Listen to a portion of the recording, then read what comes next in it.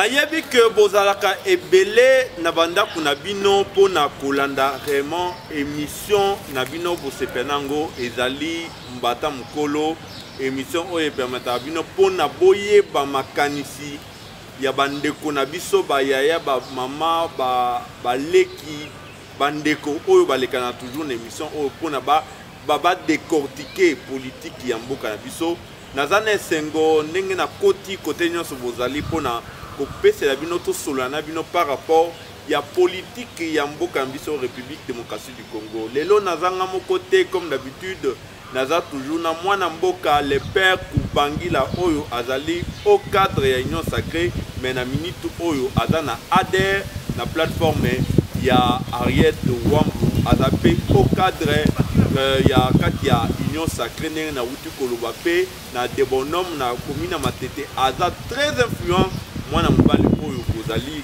komona awa et puis lelo tokosola na ye thématique na biso ezali par rapport ya retard ya mise en place ya seni ya membre ya sika seni pe tokosola na ye pe par rapport ya conférence de presse oyo plateforme Lamuka esalaki ya kosenga que ba table ronde esalema pe na kati ya conférence de presse wana pe va proposer calendrier électoral pour na bango oyo et komema biso na maponami na 2023 na suka to pe réaction ya mwana mboka oyo azana mboka ya bapaya komona ye papa Julien ba pété ye akolobela pe par rapport à vision na ye ya politique ya République démocratique du Congo pe akolobela pe vision na ye par rapport ya commune ya Bandalungwa mbote na bino lisusu ndenge bozali epele pona kolanda émission oyo mbata mukolo mbote na yo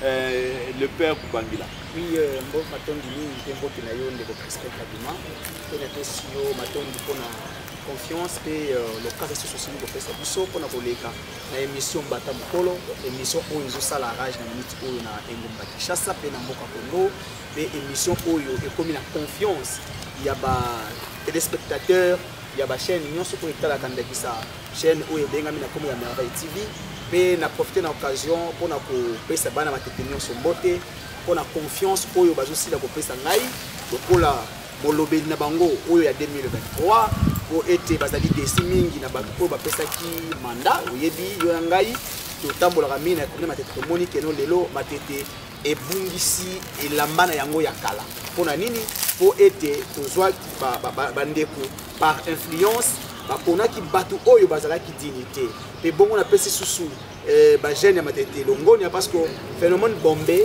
oyo zo rena Kinshasa na matete eza na isikate nazala ki na ba jeune ya matete lelo na tongo bayaki komona nga lokola bolobe na bango ndakisa ba jeune oyo babengi ya base 16 base 15 pe anarega bazala confiance ni balobi que non molobel na biso lolé babenga nga les reflets du changement biso to boy phénomène bombé comme bana matete botika la toujours na position wana et bo garder espoir le meilleur matete est à venir yo vraiment oza focaliser kana matete bon actuellement bambiso na o ezali beaucoup plus pour la commune matete omoni matete ezali Jérusalem avant ya ko s'étendre ya ko kende na ba Capernaum na ko kende na ba Galilée d'abord ebongi matete Matete nous a beaucoup donné. Mais tout ça, va combattre Matete. Oh, baza, député national Kibuka Zali.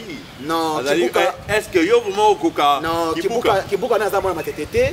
On a un problème avec Baye, Kibuka a mon Kisensu. Kibuka a mon Yambamba Kilenda na Kisensu. Oh, Kibuka a mon Matete. Mais va voter na Matete. Non, non, va voter na Mont Amba. Va voter na Matete, va voter na Mont Amba. Azali mwana ya Kisensu. Seulement que akimaki ndeko moko na Kisensu on a constaté na télévision yango alingaki ya na matete et au moni que non par manque de mieux par faute de mieux la population matete était contraire à adopter Kibuka lokola molobe na bango mais Kibuka alakisi ba limite na ye uta azali na assemblée nationale yo azali na ngai na matete Kibuka ata loi mokoté soit proposition de loi oyo asali pour la faire bana matete. Alors, il y a des déceptions, il y a des Debs Malungeni, député provincial. On a Zobenga. En 2023. Non, on a chef coutumier. Donc, chef coutumier, village. Que non, tous dans la Moutumoko, le chef coutumier. Non, non, non. VDEPS à la qui c'est limite naie c'est les autres qui ont plus de 15 ans depuis le député provincial papa au moni na fona moi brèche wana ceux qui tozui na za commune ngaba et ça la mo amba commune ngaba ba poni un élu responsable à la personne de Charles Mbutamuntu Luanga. C'est lui qui est aujourd'hui ministre provincial en charge de l'éducation, mais il ne peut porter pas le gouvernement provincial. Lelo na leadership responsable na ye ngaba et bénéficier des routes. Et ça n'a venu qui coûte, ils allaient asphalter, puis ils allaient la direction ya frigo, et bandi alphastage. Donc les alliés koya ngaba ko bénéficier des grandes routes. Au moins un leader, mais biso na matete. Debs Malungeni, na fungula moi brèche parce que otumbo li place wana. Tozali na bonzi na 2009 et 2010. Na participa ki na réunion moko. Wana André qui est gouverneur. Tosengi na que non matete azo bénéficier et le côté. Alobi Bokata. Alobi Mbouitite ya azali eli ya wapi ya matete. Debs Malungeni azali eli ya wapi ya matete. Debs Malungeni azala qui président ya Ecofin, commission Ecofin mon cher ami. Pendant 13 ans, il y a assemblée provinciale de la ville de Kinshasa. Maman Boutique Tezala qui est président, il y a PAJ. S'il vous plaît, les deux grandes commissions, il y a assemblée provinciale de la ville de Kinshasa. Mais ma tête jusqu'à aujourd'hui, vous voyez bien, ma tête Zali, zéro. Ma tête Nzela Zali, des bonhommes. Na yebité a ondenge mbule zo banda suite des bonhommes de kozala nini pour na inondation alors tozonga dossier wana na benge yo pona wana te na teli invité na yo on t'a invité na ngame et on a obligé pona o respecter la bongai bongane na zana la politique na yebi mais tiens une seconde yango matemoni que non bazana posa ya un leadership responsable Batali Wuta Kinda Kina na de bonhommes, le seul leader, le seul jeune leader, Oyo na makasi na ye abengana abunda babengana Kabila. Oya sala ke noté lelo longange azala suspendi. Ezali ngai le père kubana les reflets du changement. Oh, yango lelo balobi te mbala oyo ezali nde yo. Ba pesa ngai mbwende wana pour être ba mona sikoyo oyo bango balaka basala te. Torotala on a DV23. Merci beaucoup. Les pères Tobenyo na benyo particulièrement l'émission parce que tous un problème na bino ya union sacrée. Donc te belé va critiquer bino pe ba union sacrée bozo freiner makambo ya mise en place ya seni. Bozo freiner en 3 bon totali président Bosso a pesi 48 heures na bato ya confession religieuse. Bazo kanate. Les 6 ba on va poni candidat na ba on Denis Kadima. Ba mususu ECC na catholique ba on va le biter. Président Bosso a pesi 48 heures, a pesi 72 heures, mais koyokana ezati entre bancs. Et après, Aye a créé commission paritaire. La commission paritaire, on a besoin kaka mutuka ya union sacrée, Bobambi qui est président ya commission paritaire, le professeur Mbata. Oyo Yemoko Azali, président ya nini, ya commission PAJ na kata Assemblée nationale. Bozo mona te que bozo soka batuka union sacrée, bozo ko sabaon kuna pona bino bozana na faveur ya kolekisa Denis Kadima oyo déjà si bosombi. Merci beaucoup Ndeko Crispin. D'abord on appelle ici l'honorable Henriette Ouamou Triple Brassard, oyo azali mokambi ya regroupement na ngai ADER, puis le président Michel Dora Pasi Mbongo oyo azali mokonzi ya parti na ngai RDCR et na kati ya union sacrée. Merci mingi Ndeko Crispin. Oyebi ebongi to meka to tika politique ya populisme. Totika ya distraire population. Alors bato oyo peuple oyo biso kambaka bazali bazobati. Bazali pe ba o bazali na mayele mingi tambu suko le kabiso. Alors tant tozo lega tozo loba to luka ko distraire. D'abord nazo zonga na eloko moko mokonzi ya mboka lobaki alobi to sala ye dictateur T. OK? Toko sala mokonzi ya mboka dictateur T. Et biso na kati union sacrée. Nous ne sommes pas là pour nous ingérer dans makambo o etali usine interne ya Seni. Non. Papa, mais attends vous êtes pour na commission gérer na cuisine interne ya makambo Italie Seni mais tous mona que union sacrée ne ezo freiner makambo parce que votre opposition ba sengi bino nanu bolungo nanu mbata wana na kata commission paritaire wana eza non être Bozimbata, ouais, ça na PAJ, beaucoup de la commission paritaire pour na bino pour ça toujours une occasion. Mon cher ami, qu'est-ce qu'on appelle la neutralité? Ceux qui balongoli professeur Mbata, baté mutumosusu, admettons, il y a la moka. N'est-ce pas, baté notre balobagenoté et zali n'être été. Mon frère, même Jésus-Christ qui est Dieu, lorsqu'il était sur la terre, il y a une unanimité. Ils étaient toujours là pour s'opposer à Kinaï. Alors, de la même façon, pour conduire la commission paritaire, à cause de toujours Totika Bandeko, il y a confession religieuse, il y a habilité, il y a présenter Bissot, l'Azora, Bissot politique. La CENI, c'est une institution d'appui à la démocratie. La CENI, la présidence, c'est la société civile qui va occuper les postes de la présidence. Et en quoi l'Union sacrée bloque encore des choses? Non. Donc c'est-à-dire, aujourd'hui, tout ce qui ne marche pas, c'est l'Union sacrée. Et si ça marche, non, c'est pas l'Union sacrée, non, c'est pas ça. La CENI, nous tous, moi je venais de te dire, non, Nazali a soifé à Rosala, élu dans ma tête en 2023. Et pour que Nazala élu, il faudrait qu'il y ait la CENI. Il faudrait que les élections soient organisées dans les délais. Ce que nous avons constaté, c'est que nos amis de l'opposition craignent les élections. Ils ne sont pas prêts pour affronter les élections. Alors, pour que notre débat affronter les élections, nous devons retarder mise en place de la CENI pour que l'élection est à la tête. Et voilà, le point de vue de la table ronde pour que on va retarder parce que on va en zoom.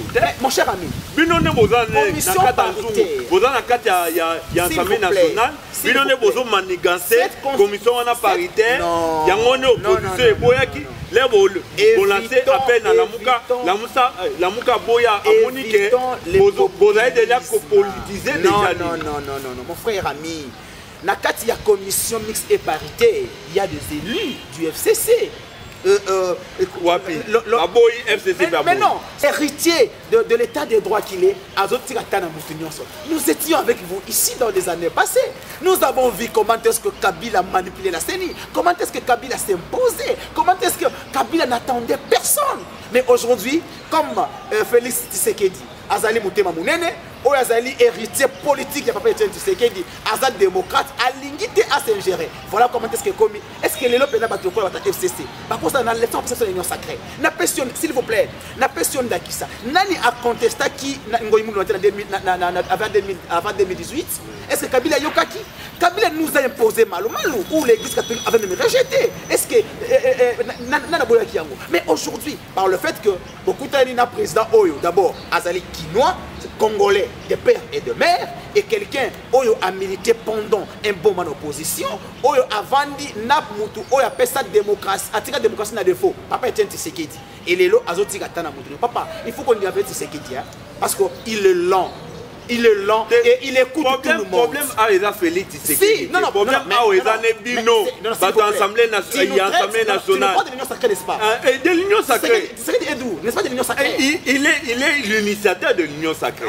Alors, l'initiateur. Mais Pino, pas membre de l'Union sacrée, vous avez manigancé pour n'a pas politiser. On ne manigance rien. Parce que ceux qui réellement, ils ont manigancé. Nous avons vu Mabunda intériné et Ronsa Malonda d'une manière cavalière.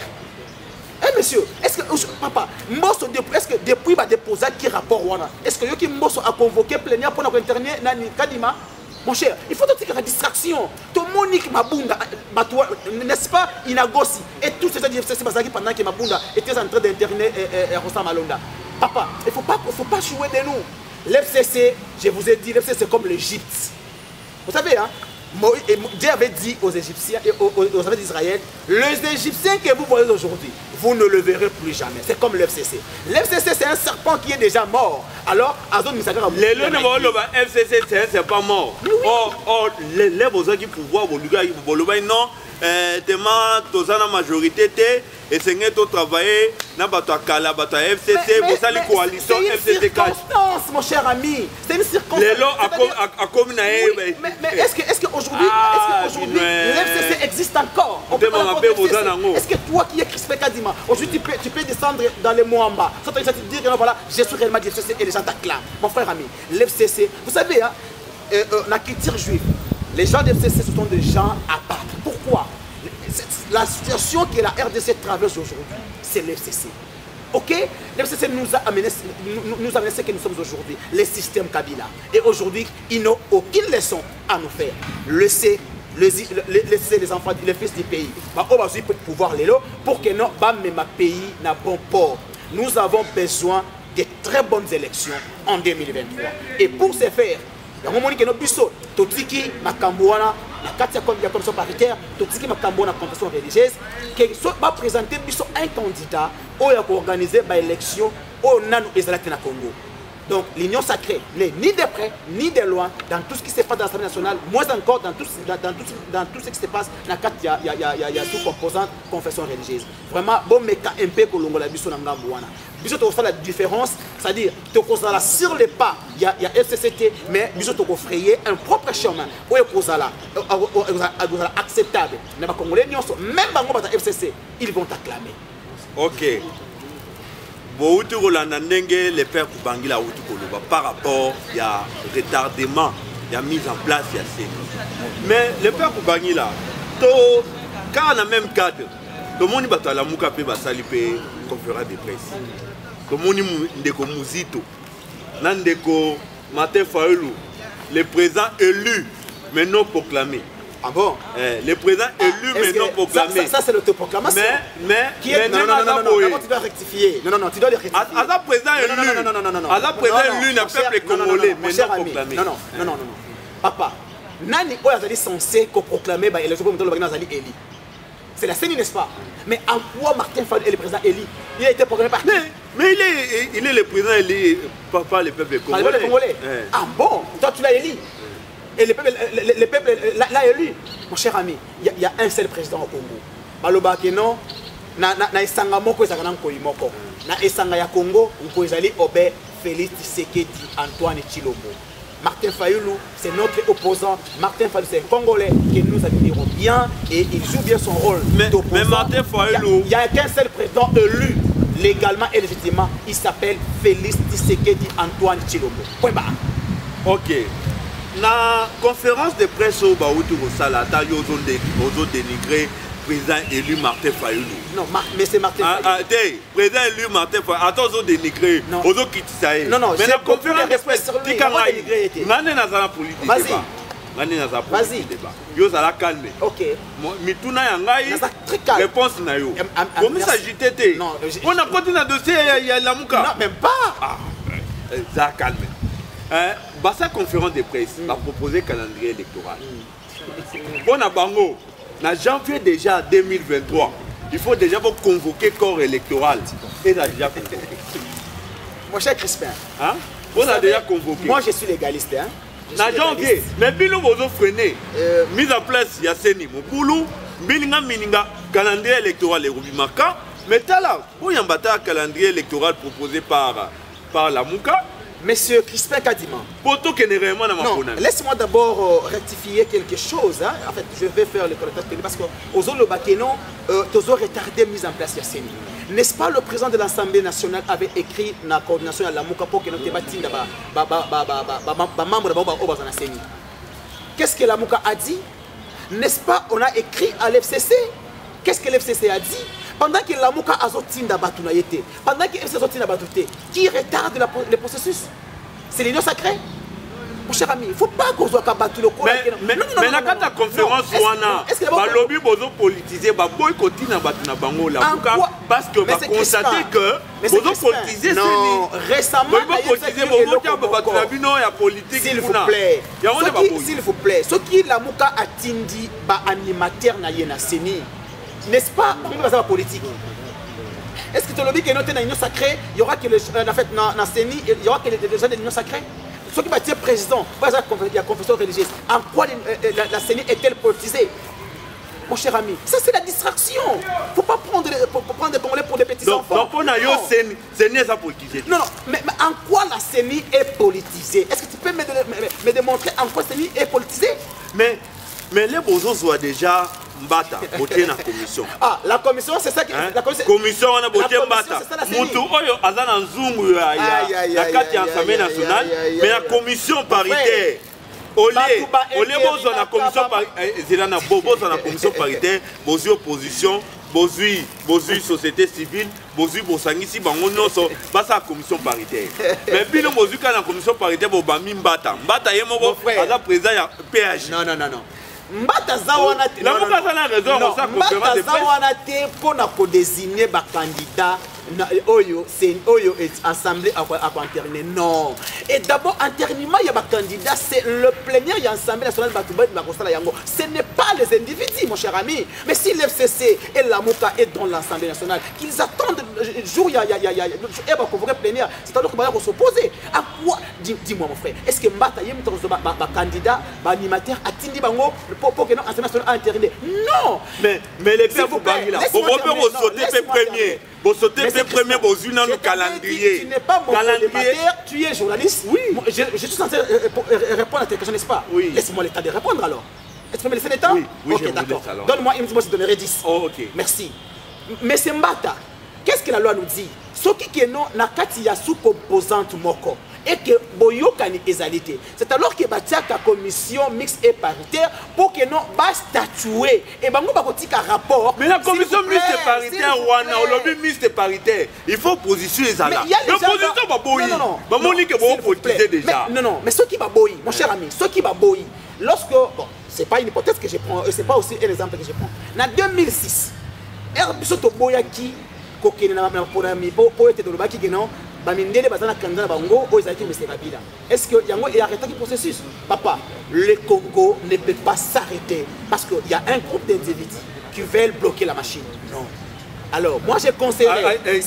Quel est l'individu là qui voulait maintenant bloquer la machine? Merci. Parce que la Mouka a proposé un calendrier électoral à la qui volonté. À la qui volonté que Essengeto que Namaponami en 2023. La Mouka Yewana a une table ronde. Avant tout que tout solo tout pour politique. Non, c'est une volonté de façade. Mon cher ami, on est politique. Ce que la Mouka est en train de demander, ce n'est pas ce qu'il vous dit. Je vous dis, la Mouka demande d'autres choses que ce qu'il vous présente à la télévision. D'abord, la Mouka n'est pas habilitée de nous présenter les calendriers électoraux.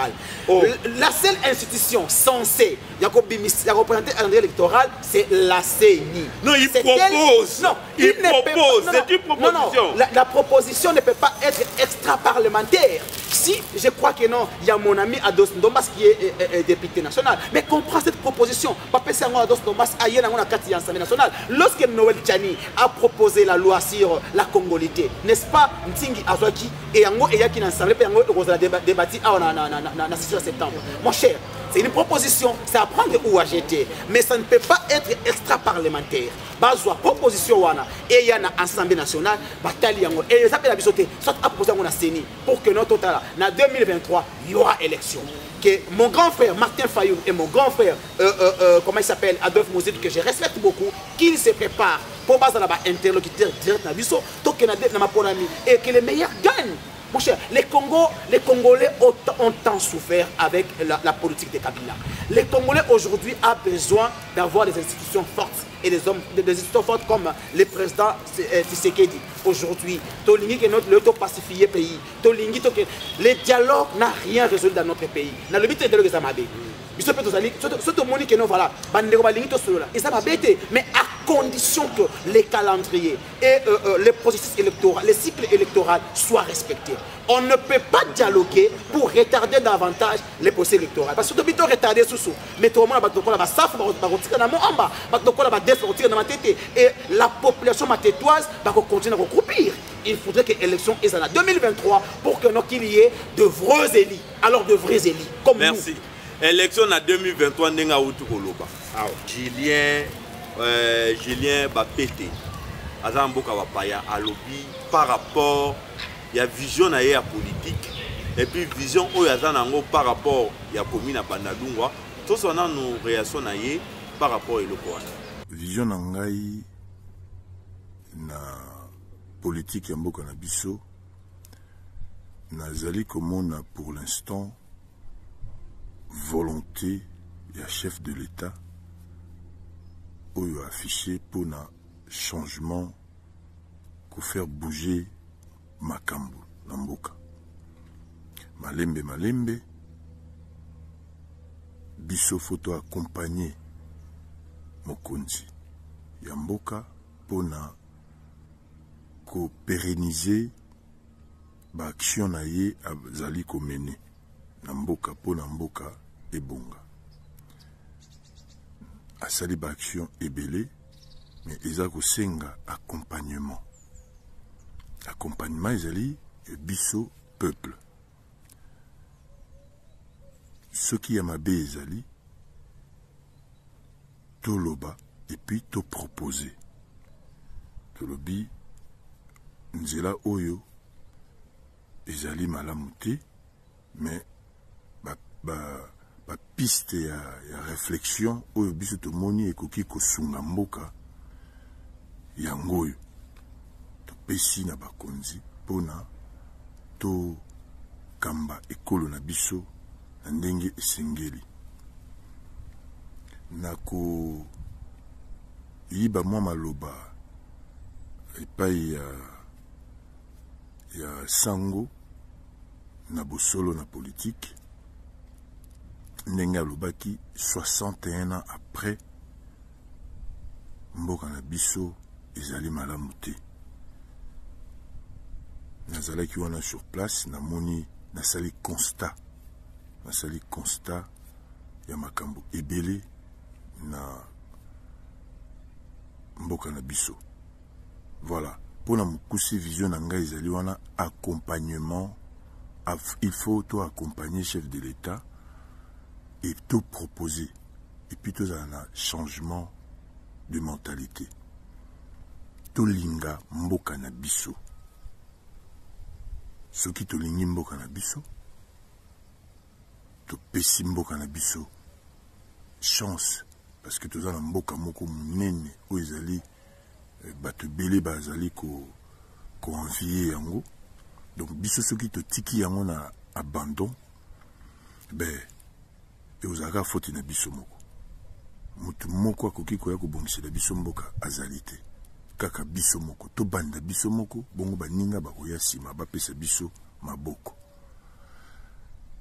et wana vision na ngai na niveau ya pays après tokokita lisusu na niveau ya ba ville province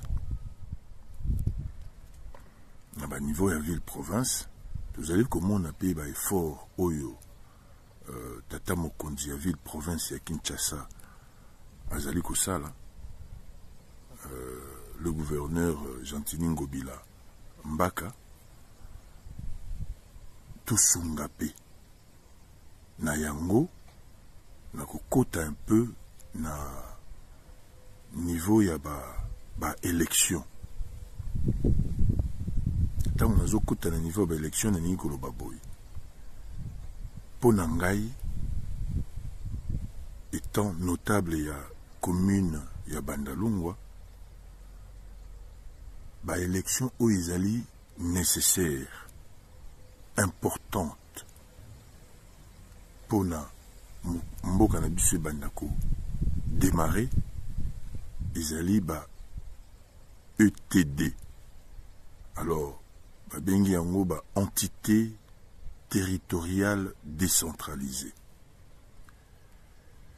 ce qui to bandi na ba élection territoriale communale et l'équipe malam et qui makamuni ezali décentralisé parce que eloko tozali ko bosana ba konzi na likolo bango te bako sala que mboka nyonso tu ebonga na mabe oyo tozali na yango depuis 61 ans. Il faut moto na moto abongisa na esika oyo yazali.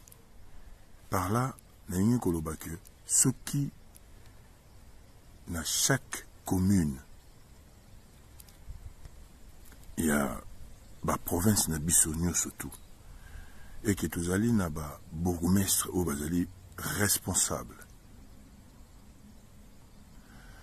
bako sala musala ya malamu tokosunga ba konzi ya mboka na biso. Parce que président moko te akoya na commune to akoya na ville province ya Kinshasa abanda ko kombola abanda ko sala musala na place ya batu oyo basaka musala wana.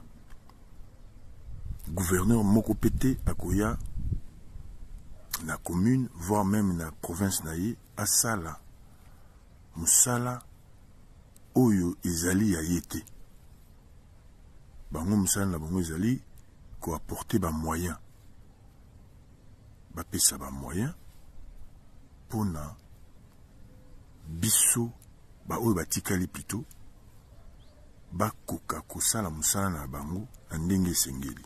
Na yango pona ngai ba élection oyo ezali nécessaire ezali ba élection territoriale pour l'instant. To bongisi na se to bandi komata tango to mati to komona ke makambo nyonso tu ekosalama malamu parce que eloko biso to bosanaka ke batu oyo mingi batu bayebi te ba collectivité territoriale pe et salaka misala et botaka misala et koki pe kopesa batu misala. Donc soki ejérame malamu et kozala vraiment bénéfique pour la population na biso ya Congo. Na ozwaka na ngai nazali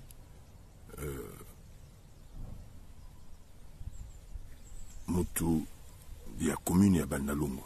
Naza notable ya commune ya Bandalungwa.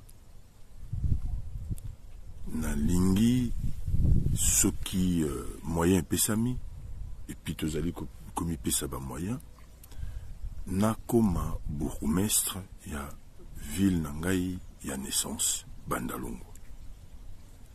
Alors ba projet nazali na yango ezali ebele mais bon boyebi ba projet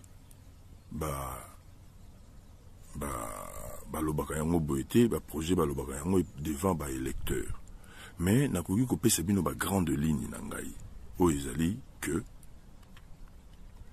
il faut déjà nalobaki yango en amont na changement de mentalité mais changement de mentalité locale il faut ezala et puis total ensemble makambo oyo ezali ko pesa biso pasi ezali assainissement. Merci Ebele Ndeko le père Kubangila to comme presque na suka ya émission na biso Mbata ya Mukolo pour Régis déjà zosanga déjà signe un mot de la fin na yo d'abord pour na émission ya Mukolo. Merci beaucoup. D'abord on a remercié yo Ndeko Crispin Kadima et puis na émission na yo vraiment ne balobaka mokako soi na émission oyo ekene sous liboso et nazo rassurer ba congolais que en 2023 maponami ekozala pe second mandat il y a chef de l'État le président Félix Tshisekedi Antoine Tshilombo auto bengi Fati ils allaient déjà rassurer pour nako ko meka sous ko pacifier pe ko rencontrer aux alliés ba poste la peuple congolais na biso bana matete bana mo amba tous on a toujours garder espoir que meilleur matete est à venir et meilleur Mwamba est à venir. Lélo, c'est vrai, on peut tout dire, mais vous savez que il y avait la personne de Kabila et il y avait le système Kabili. Nous avons déjà la personne de Kabila, maintenant c'est le système Kabila. Oyo Ibongi, tote yango penda pembeni libela na libela, toyeba to makanisité pour sikoyo bana ya mboka baya poto sala musala pona botombo ya mboka na biso. Et na mapona mi ya 2023 bandeko mutu nyonso obo yebi alia na sani ya Kabila. Banda na niveau député national, député provincial, pe batu nyonso bo yebi bango malamu. Bango ne ba moment campagne té. C'est ça pour campagne té. C'est dans ma campagne té. Dans moment campagne té. Il faut la veiller pour ça. Et déjà. Nasa politique s'il vous plaît. De na katio côté wana. Côté wana vraiment na katio. Merci Belé une équipe technique batemi awe Belé nazali komona Fidel Kenda azali awa, nazali komona Merlin azali kotoyo, toujours derrière la caméra, et puis nazali komona na AB Pro Audace Bandenge azali toujours awa en équipe technique et émission na biso. Merci ebele pour na bino na service au vous rendre. Merci pe ebele par bien ngai Papi Mbombo, le président des Congolais non aligné en France. Merci ebele pa ya Mamou Adel moi Malula Oyo Aye aza déjà en la ville province de Kinshasa na cadre ya association tout kangai tout bigi association Oyo pour na valoriser ba binance ko pesa ba on valeur pina na bana oba batika ba on ba orphelin na ba orpheline ba consitant yango ya kosunga vraiment association Oyo et kende toujours liboso. Merci et belé pas moi si kitoko Oyo alanda toujours émission Mbata ya mukolo madame Benita Kalonji, moi si à bonheur le maire des opprimés, et puis moi si à Mayele, et puis très sage moi si Oyo na niveau moro ya kosakanate. Heureux anniversaire na couple Hugues Mbouyi kuna na Londres na moi si na ye Gabriel Mbouyi na ebi que champagne kuna ezali komelama. Et puis merci belé pa ya Madame Merveille Mbouyi pour na espace au toujours au pesa na ndeko na yo Crispin Kadima a présenté toujours émission Mbata Mukolo, la cadette de tous les journalistes Merveille Mbouyi.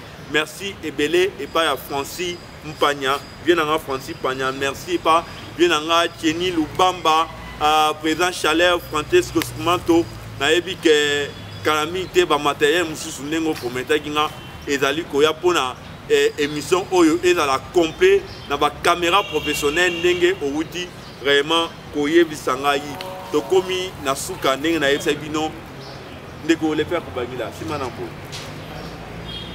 Est-ce que l'émission Oyo outi ko popola batu ya la mukome popoli bangote na popoli bangote na lobi bosolo parce que ko popo secteur de la lobby bosolo na recadrer makambo Oyo balinga ba kosa peuple yango na recadrer.